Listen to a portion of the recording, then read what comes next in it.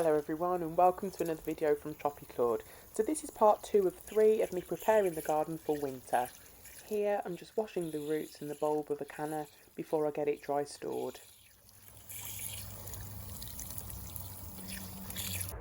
They really are interesting looking things, aren't they? I've said it before, they're almost otherworldly looking. I'll dry this off and then get it stored in some vermiculite and perlite, hopefully to reawaken next spring.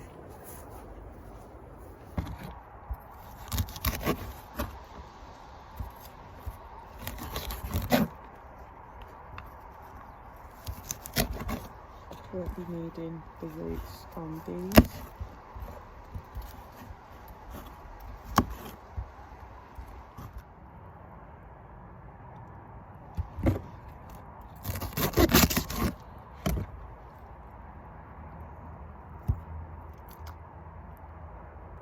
Next up, the gunnera.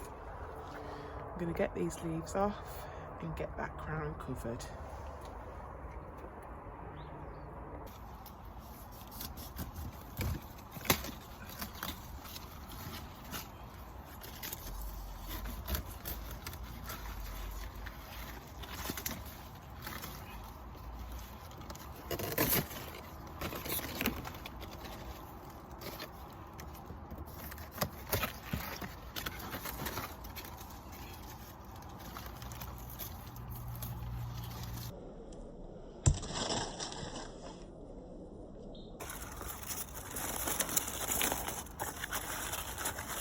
So here I'm covering the crown with the leaves. Apologies as my camera work goes off centre here, holding it with the one hand. But I just wanted to show you how simple this method is.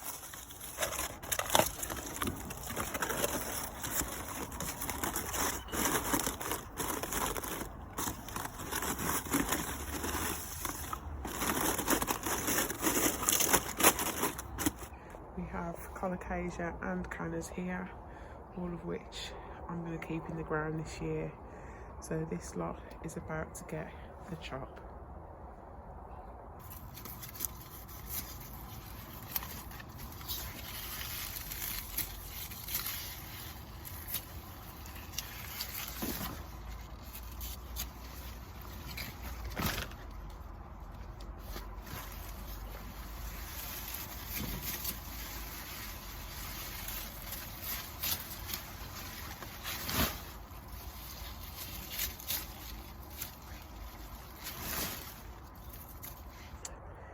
Yeah, brutal but necessary.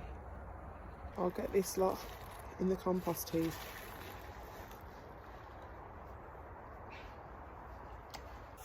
So this area now where the canna was there, where the escalenta was here and the canna was there, is now going to be mulched over.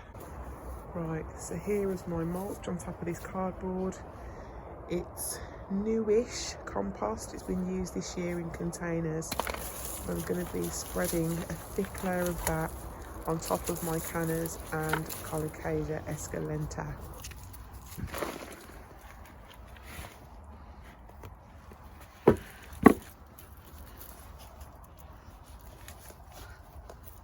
Now, if you see any videos of me in this area next to the gunnera on my patio border, wanting to plant something in there, have a word with me, won't you?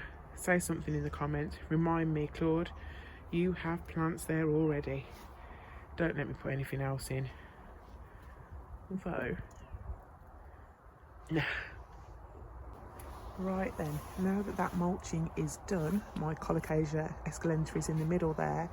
On my overwintering plans video, I was really pleased to get some advice about overwintering colocasia escalentas. Tiki Tropicals commented and suggested that I cover the escalenta with something waterproof, some sort of cloche. And Tiki Tropicals is actually one of my favourite gardening channels on YouTube, so I was so pleased to get that advice from him. So I will be putting something here, perhaps an upside down pot, or maybe one of those sort of like microwave cover type things, but I'll find something to put there just to give that extra bit of protection. It may well not grow back the same size, but this experiment's really important for me. I want to see how far I can push things in this garden in this climate. So let's see how we get on and how that escalenta comes back next year.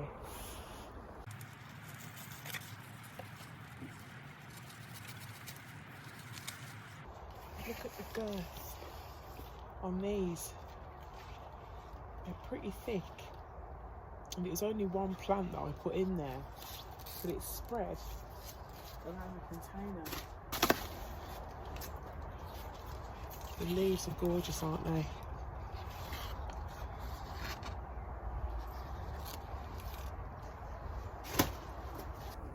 Okay, so over here in the garden I've got a few potted plants that are still quite small that I'd rather bring inside just to keep them going rather than to leave them to chance outside. So I've got here a variegated persicaria, which I know to be really, really hardy, but it's not quite established yet, so I'm going to bring that in. I've also got a type of fern here, which I cannot remember the name of it, but when I saw it in its fullness, I loved it, and it's tiny, it's only just getting going, so that's coming in. I've also got a tiny fatsia there that I'm going to bring in and look after inside. Right, my sago palm. Last year I overwintered this by bringing it inside, and I'm just going to do the same again. Now, although Trachycarpus palms are very hardy indeed, when they're small like this, it doesn't hurt to bring them nearer to the house. I'm keeping them in a more sheltered spot.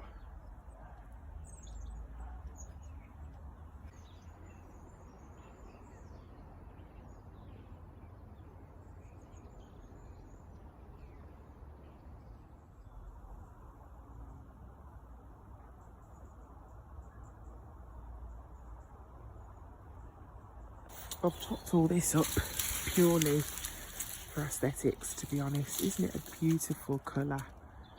Persicaria Red Dragon. I've made several divisions of this already, so I'm not tempted to make any more. So this is going to go on my compost heap. Here is my pot-grown Salvia Armistad. The container it's in is not big at all, but it's done really, really well. Purple being one of my favourite colours. On this, I think I'm going to take some cuttings because I'm aware that these can suffer somewhat over the winter, and especially as it's in a pot, it would make sense for me to get an insurance plant off it. I could just bring the whole thing inside, to be fair, but again, I'd like to see how it does outside, so I'll take some cuttings and leave the rest of the plant outside to fend in the cold, but I will bring it nearer to the house. To propagate this, I'm going to take one of the stems that are non-flowering, and there's one just over here, and cut it just below a leaf node. There we go. I'll get that in some water, taking off the lower leaves.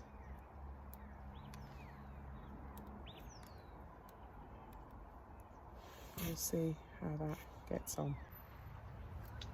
Charlie boy. Now, having inspected this and looked at the trunk, it's looking wetter than I'd like in this pot, and I think we are at risk of rot setting in down there. It's a little bit wobbly on its feet, despite the fact it looks great. So yeah, something for me to keep an eye on, I think. But for winter protection, I'm going to be just protecting really the growth point. Last year I tied these up, put a fleece just loosely around it and popped a pot on the top. I'll be doing the same. Unorthodox, I know, but I used an elastic band last year and it worked perfectly, so I'm going to do the same again.